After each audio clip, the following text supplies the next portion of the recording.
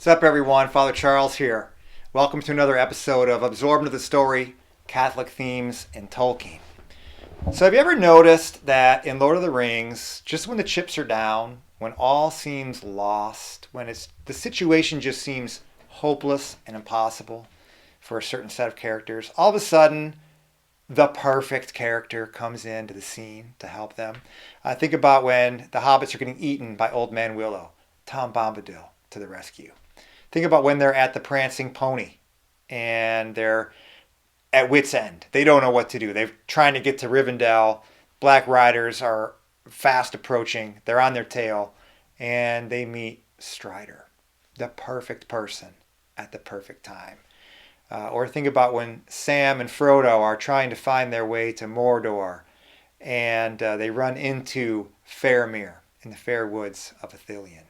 So at that exact right moment, just the right person with just the right skills comes along. Merry and Pippin meeting Treebeard.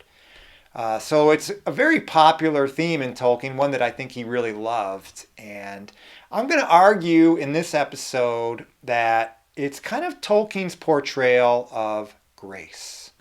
We see the idea of grace in lots of Catholic and Christian art and literature. So for instance, Dante had Beatrice.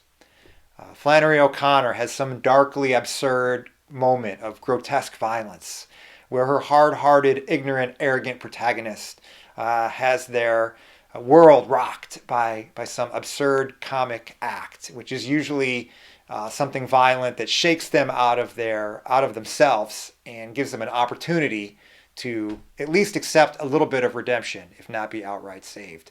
Les Miserables by Victor Hugo, one of my favorite books ever. I read it when I was 20. Huge impact on my life. Sacrificial love.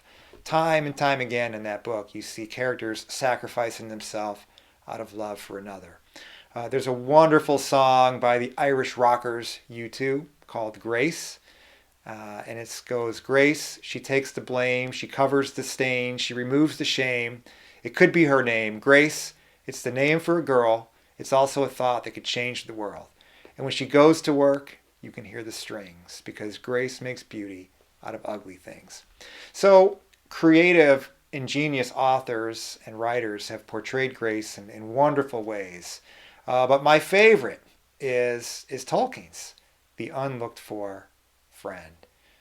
So we're going to go through some of these character sketches of the unlooked-for friends. But first I want to just talk a little bit about the idea of grace for Christianity, what we see in the New Testament, what some of the evidence shows us.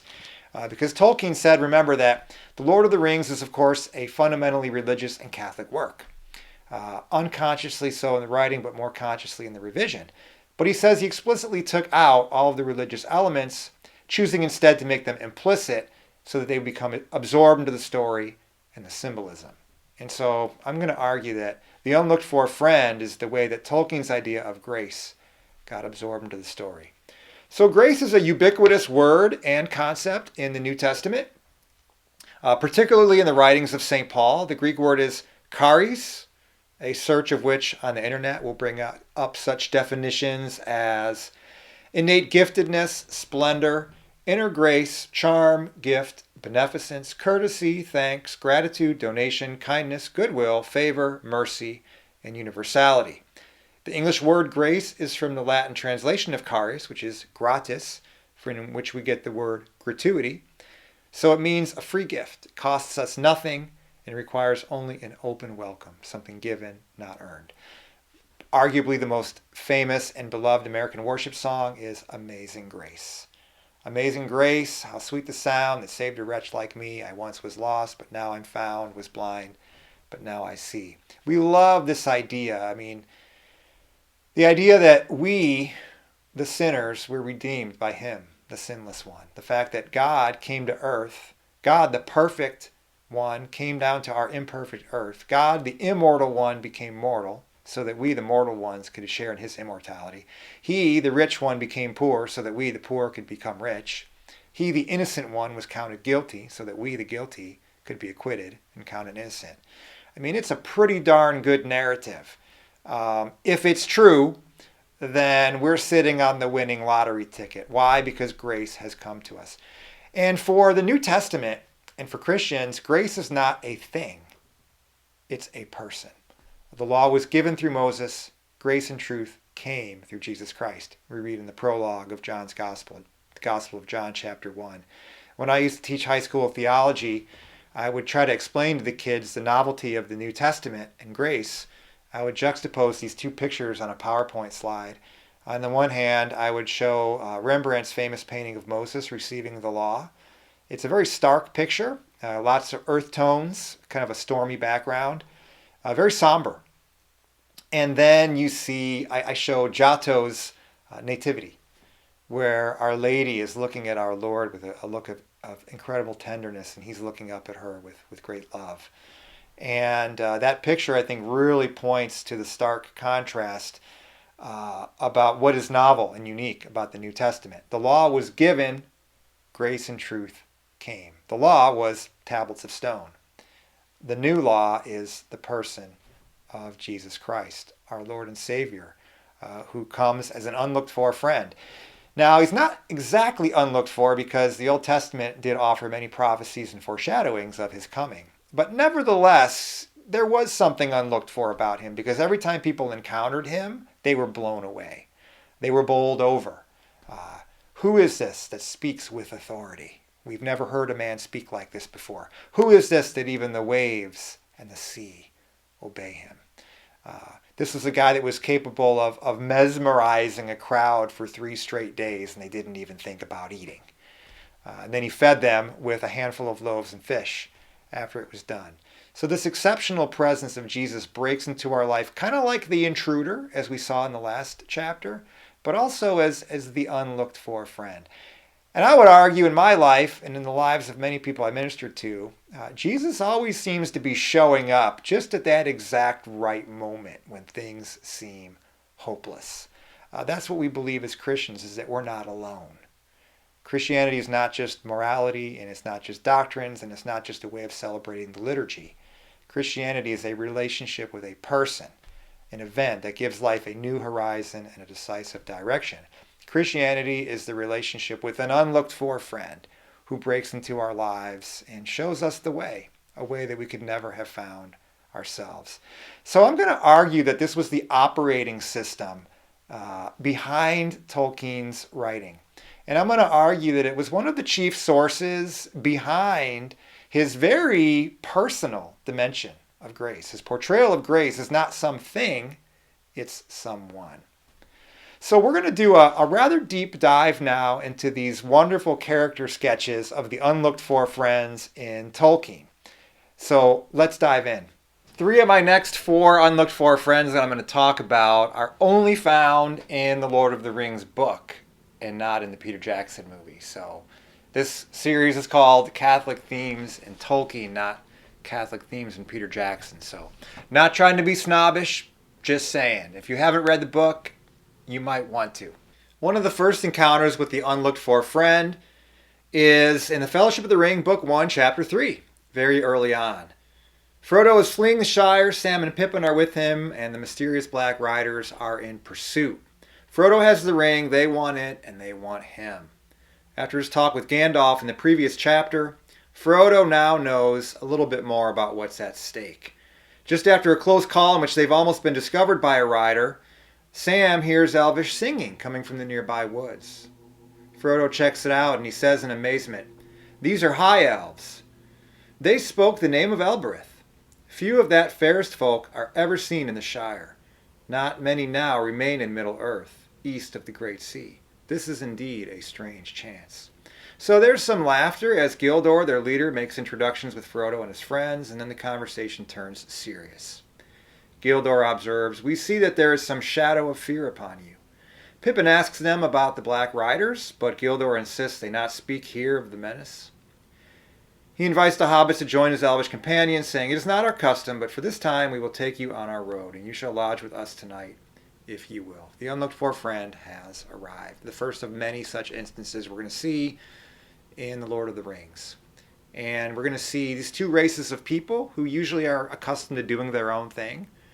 But now the shadow of the times has drawn them into closer fellowship and communion with one another. The beleaguered trio enjoys an unexpected respite with their new friend, Glidor, and the elves. And Pippin responds, "O fair folk, this is good fortune beyond my hope." They're led into an unexpected clearing amidst the forest. It's night, and Pippin has already fallen asleep. When we read, "Away, high in the east, swung Remarath, the netted stars, and slowly above the mists, red Borgil rose, glowing like a jewel of fire. Then by some shift of airs, all the mist was drawn away like a veil. And there leaned up, as he climbed over the rim of the world, the swordsman of the sky, Menelvigor, with his shining belt.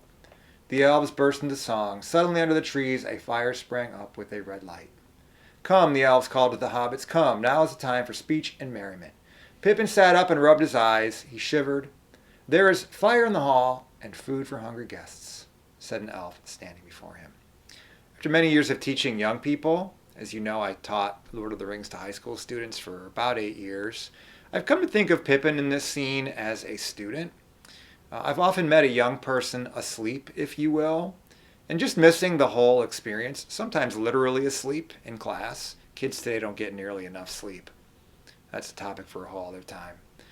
It's not that the student is bad or stupid or lazy. Maybe sometimes he is, but more often than not, he's just a small, bewildered creature away from home, out of his element, and really in need of some rest. Maybe no one has ever pointed out to him the beauty of the night sky and the celestial bodies lighting the way. Maybe no one has ever presented it to him in such an enchanted, meaningful way as the elves just have, with beautiful names and all. Who or what can awaken such a student? Well, at the sound of the elves singing, Pippin is awakened. And he hears, there's a fire in the hall and food for hungry guests. Pippin sat up and rubbed his eyes. He shivered. He's awakened from sleep, not rudely, but to be shown beauty and love. Beauty in the stars and love in the table fellowship in the meal. So the shared experience of beauty between the elves and hobbits rather naturally flows into fellowship, friendship, and celebration. With beauty and food, the appetites are satisfied. There's something for both body and spirit. Wonder is elicited, alienation overcome. An experience of beauty is followed by acceptance and inclusion. Pippin and his friends are ushered into a hall which seems to appear out of nowhere, right in the middle of those unfamiliar, forbidding woods. He's taken into the midst of fire and food. In other words, warmth and sustenance. And all of this completely unlooked for and unexpected. And so the pattern, the paradigm is going to kind of be set here, and we're going to see this play out time and time again as we look at the other unlooked for friends. I would say that the entire experience of reading Lord of the Rings can be summed up in this little, easily passed over sequence. Perhaps there's no better words to summon a reader into the richness of Tolkien's Middle-earth than those of that nameless elf. Come, there's fire in the hall and food for hungry guests. Next up, Farmer Maggot. So after parting from the elves, the hobbits continue east toward Buckland. They hear the long-drawn wail of a black rider, which is answered by another, fainter and further off, but no less chilling to the blood. Terrified, they make their way through a prairie until they come to the edge of a farm which Pippin recognizes as Farmer Maggot's land. To pass through this farm is their most convenient course, but Frodo is fearful and reluctant. He recounts an incident from his youth in which he was caught stealing mushrooms, and Farmer Maggot beat him and threatened to feed him to his dogs if ever he caught him again. Pippin's response is to laugh, saying, well, it's time you made it up. Old Maggot is really a stout fellow if you leave his mushrooms alone.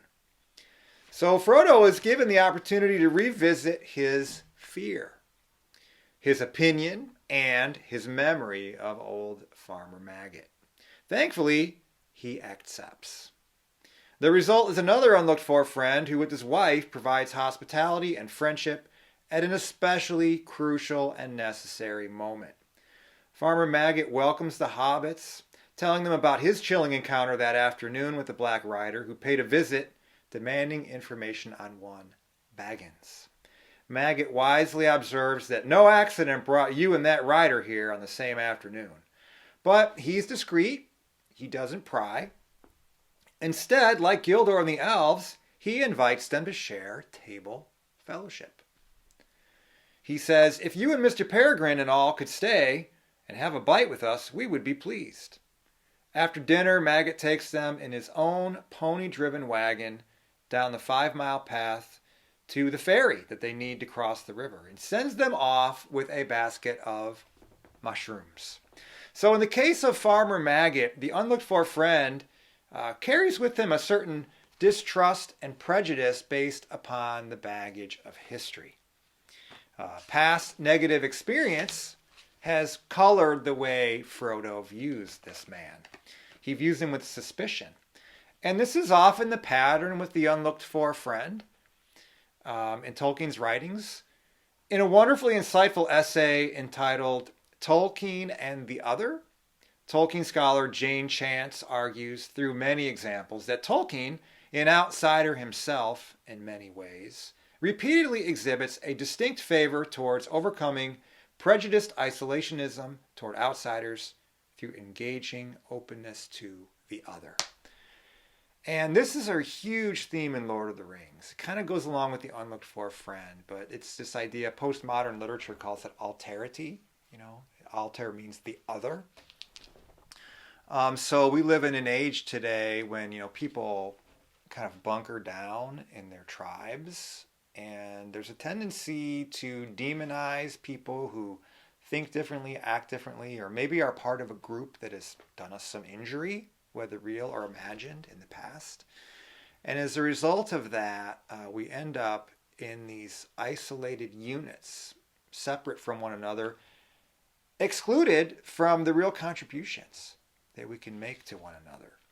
And so such prejudice and isolation usually has to do with judgments formed and hardened by history. So Jane Chance argues for Tolkien's dislike of what she calls a very modern prejudice, segregation of the other, and isolation of those who are different, whether by race, nationality, culture, class, age, or gender. So this is about as timely and as relevant as you can possibly get. Today's age of social media, tribes, and just the constant demonization of the other, the stratification of society through ideology, and just the easy dismissal of other groups of people. Here we see this beautiful example of Frodo having to revisit some of his prejudices of the past to realize that Farmer Maggot, after all, is a pretty stout fellow, provided you leave his mushrooms alone. The irony is that Frodo's past suspicions have to do with getting beaten and chastised by Farmer Maggot for trying to steal his mushrooms. But now, when the chips are down, Farmer Maggot ends the whole exchange by giving him a basket of complimentary mushrooms. A nice little touch, if you ask me. So Farmer Maggot is for Frodo an outsider, an other who's villainized due to hardened judgments based on limited past experience. A fresh experience reveals an opportunity to revisit someone he had previously disregarded and maybe even written off. Tolkien shows how Sauron repeatedly uses such alienating stratagems to his advantage, using it to divide and further weaken his long faltering opponents. Fear and suspicion of the other is overcome each time in Tolkien that the other is instead accepted and allowed to be a gift, trusted to be a friend. This theme will be demonstrated again and again. Next up, one of the greatest characters in Lord of the Rings, Tom Bombadil. Oh, I love Tom Bombadil. My students used to love Tom Bombadil. Many of my students came to the class having not read the book. They had only seen the movie, and so Tom was new to them. They always had to get over some disappointment when they found out how awesome this character was and he didn't make it into the movie. I understand the editorial decision. Can't include everything in a 3.5-hour movie. But you see Tolkien is very reluctant to leave Tom Bombadil. In fact, he likes him so much that he even brings him back for a reprise. He has him be an unlooked-for friend twice, getting the hobbits out of not one, but 2 jams. So we're going to talk about Tom Bombadil as the unlooked-for friend now. As the hobbits continue heading east, they enter the old forest where a sentient, malevolent old tree called Old Man Willow tricks them by using a spell, traps them, and swallows up Merry and Pippin under his roots, threatening to crush them. A desperate Frodo can only manage a thin cry for help, Thankfully, it is enough. His answer comes in the form of perhaps the strangest and most intriguing character in all of the Lord of the Rings, and that's saying something. Tom Bombadil bursts merrily onto the scene, singing nonsensically about himself and his beloved Goldberry, who is apparently his wife. He is described as follows. Too large and heavy for a hobbit, if not quite tall enough for one of the big people, though he made noise enough for one, stumping along with great yellow boots on his thick legs, and charging through grass and rushes like a cow going down to drink. He had a blue coat and a long brown beard. His eyes were blue and bright, and his face was red as a ripe apple, but creased into 100 wrinkles of laughter. Tom sees the hobbits, and he sharply orders Old Man Willow to free them. His authority is instantaneously acknowledged, and his order is readily obeyed. He seems to easily and naturally exhibit an authority over nature that is completely different from the domineering and mechanistic power employed by Saruman and Sauron.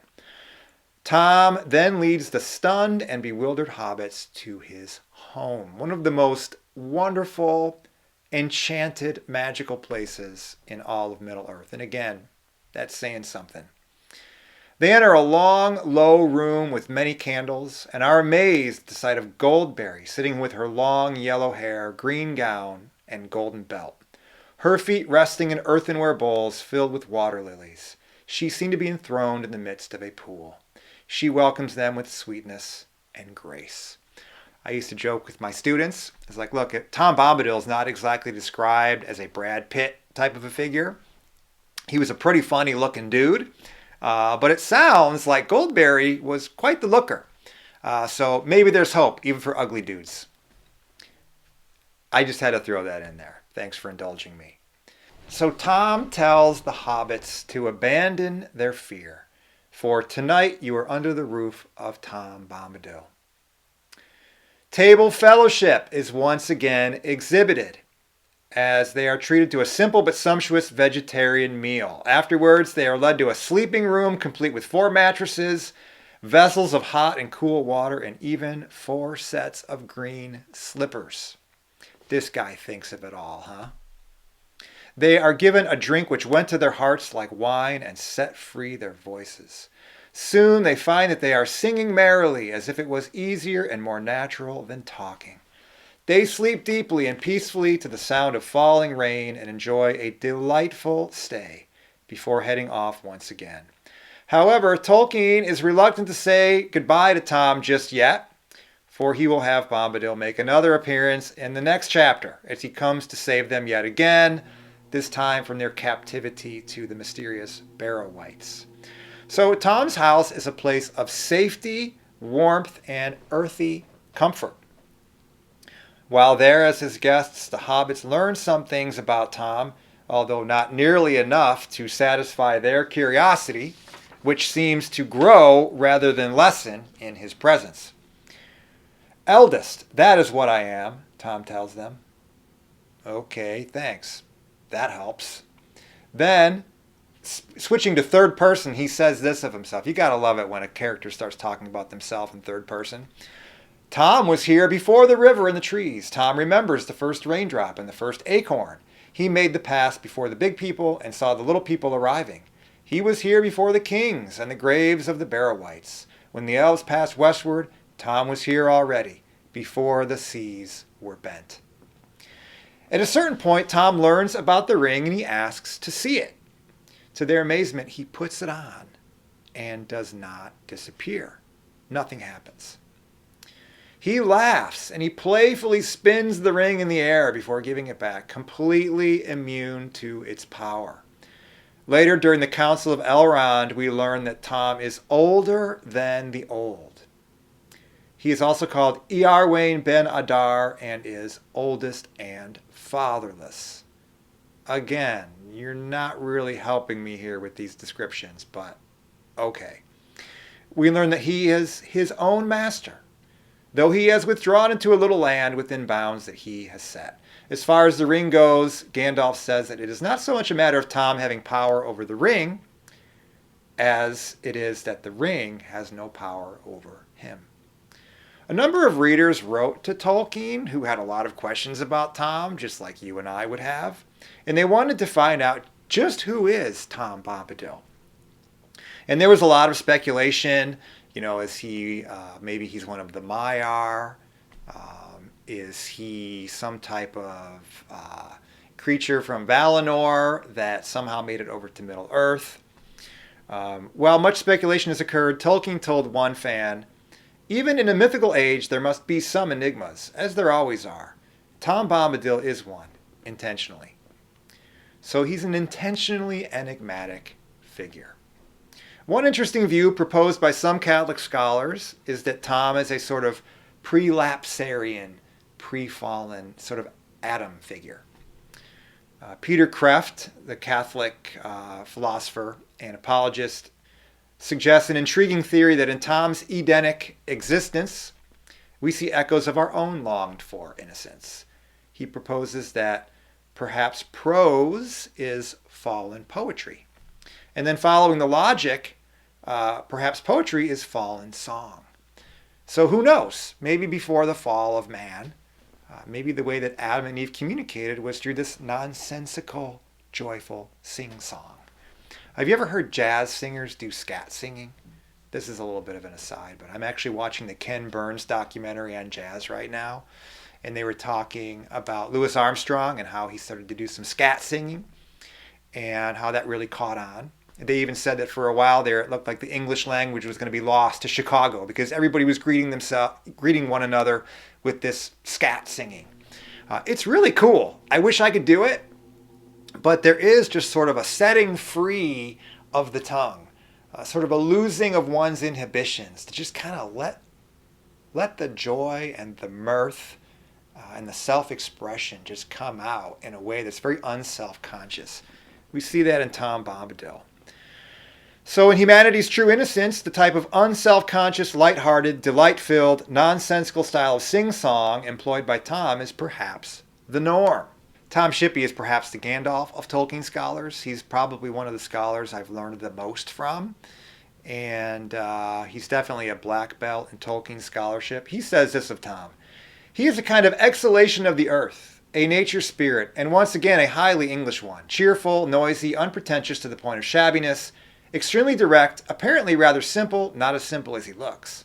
He adds that Bombadil seems to be from an age before art and nature were distinguished, when magic needed no wizard staff, but came from words alone. Beautiful. At a certain point, Frodo asks Tom about his rescue of them from Old Man Willow. He says, "Did you hear me calling, Master, or was it just chance that brought you at that moment?" Listen to what Tom replies. "Did I hear you calling? Nay, I did not hear. I was busy singing. Just chance brought me then, if chance you call it. It was no plan of mine, though I was waiting for you." That's the kind of enigmatic speech that just is so delightful. And we just return to it again and again, and it brings a smile to our face. Tom seems skeptical to reduce their fortuitous encounter to a random event. It is likely he had in mind an encounter led by providence, of the type discussed elsewhere in this book. For instance, when Gandalf says to Bilbo, "Perhaps you were meant to find the ring." That's an encouraging thought. More on that in the Providence chapter. As an unlooked-for friend, Tom provides the hobbits and the reader with one of the most winning and memorable examples in The Lord of the Rings. The whimsy and hospitality of Tom Bombadil and Goldberry is exactly what the frightened and overmatched hobbits need at this point in the story. The exact friend for the exact right moment. He was in a position to come to their aid simply because he was being true to himself, singing merrily, collecting water lilies for his beloved Goldberry. His home is instantly open to the hobbits, as is his heart, prompting theirs and ours to rejoice and reciprocate. That'll do it for today. We've got more Unlooked-for friends to talk about in an upcoming video. I'm also a singer-songwriter, and I wrote a song about old Tom Bombadil. So if you'd like to check it out, you can go to the links below. You'll see my live version and my studio version. So check it out. I hope you enjoy it. Until next time, Father Charles out.